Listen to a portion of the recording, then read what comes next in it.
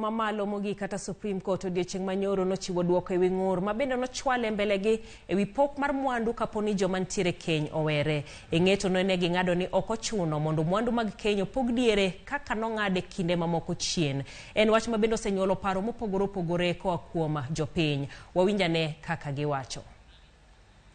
Akong ka gi jo court nikech aneno ni weche gigo osemiyo most of women kawo advantage nikech gidhi e keny ka ging'e ni nitie gima gidhi yudo, ok gidhi ni gidhi dak, gichalo joma dhi tem.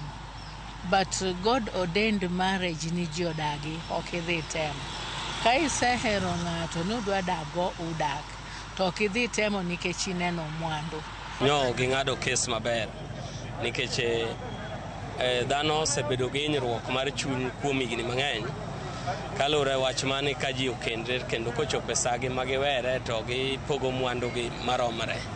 To mano osehinyo ji nikech samoro ikendo dhako tikendo kata dhako ma en mang'a, to kisekende ni to mwandu uko kendo ubaro kode diere, mano nok en gima ber ahinya.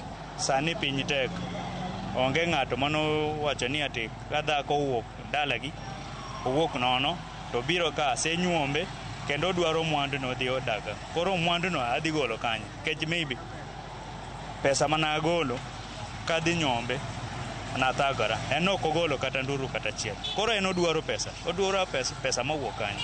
An wach do kaka nong'ado nyoro no ka support.